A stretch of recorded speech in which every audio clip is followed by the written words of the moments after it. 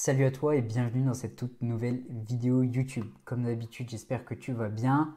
Aujourd'hui, vidéo un petit peu spéciale puisqu'on va parler de moi, on va parler de cette chaîne YouTube et on va parler de ce que vivent les entrepreneurs au lancement d'un nouveau projet, la fameuse traversée du désert. Mais alors pourquoi est-ce qu'on appelle cette phase la traversée du désert? Tout simplement parce que les premières étapes d'un projet entrepreneurial sont souvent difficiles et incertaines.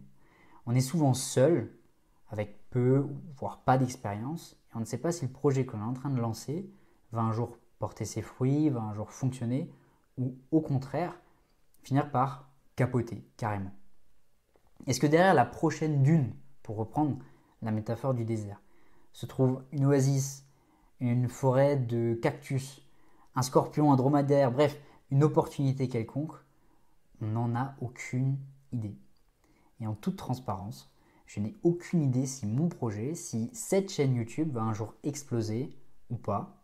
Et certainement que dans l'état actuel des choses, avec la qualité du montage, avec la qualité des thumbnails, avec ma manière de m'exprimer et de filmer, ça a encore peu de chances d'arriver et c'est totalement ok. Mais comme un Touareg au milieu du désert, j'ai décidé de faire un pas après l'autre, step by step. Et je n'ai aucun doute que mes vidéos vont continuer de s'améliorer et mes statistiques aussi. Aujourd'hui, 25% seulement des gens qui regardent mes vidéos YouTube les regardent jusqu'au bout. Demain, ce sera 50%. Quand on lance un nouveau projet, l'idée, c'est pas d'être parfait du jour au lendemain. De toute façon, ça ne marche pas. Et c'est pas du tout ce que je me demande. Par contre, mon niveau d'exigence, c'est de m'améliorer à chaque nouvelle vidéo. D'où l'importance pour moi du feedback qui fait l'objet de mon premier point. Après chaque vidéo, je prends le temps de lire et de rassembler tous les commentaires que je reçois en public, tous les commentaires que je reçois en privé et j'analyse les statistiques que me donne YouTube dans le but d'améliorer constamment mon contenu.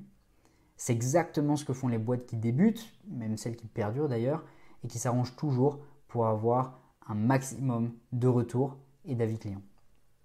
Cette phase, cette traversée du désert m'apprend une chose primordiale. Elle m'apprend la résilience, qui fait l'objet de mon deuxième point.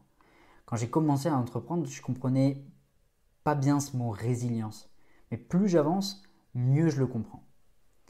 La résilience, c'est tout simplement la capacité à persévérer malgré l'absence à première vue de résultats, malgré les échecs, malgré la difficulté. C'est une qualité juste indispensable pour un entrepreneur. Généralement, en tout cas si tu es comme moi, on a 12 idées par jour, on en choisit, généralement on finit par en choisir une, la meilleure, celle qu'on estime être la meilleure, et on la teste suffisamment longtemps pour voir si elle fonctionne ou pas, pour voir si ça nous plaît ou pas, comment réagit le marché, et on s'adapte à tout ça. C'est exactement la stratégie que j'utilise avec YouTube et que tout entrepreneur utilise lorsqu'il se lance dans un nouveau projet. Mais pour cela, il faut être résilient, il faut tenir bon.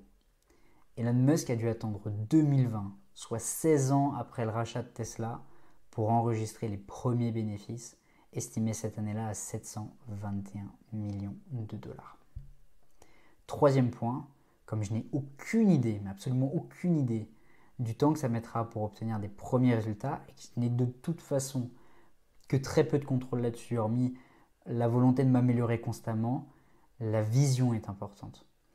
La place que j'ai décidé de donner à cette chaîne YouTube dans la construction de ma vie future me donne suffisamment d'énergie et de force pour continuer de poster, même si une vidéo fait encore très peu de vues et là je compte vraiment sur toi.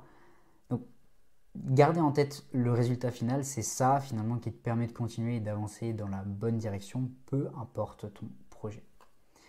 Quatrième et dernier point, quoi qu'il arrive, même si ton projet ne fonctionne pas, pire cas de figure, cette chaîne YouTube ne décolle jamais.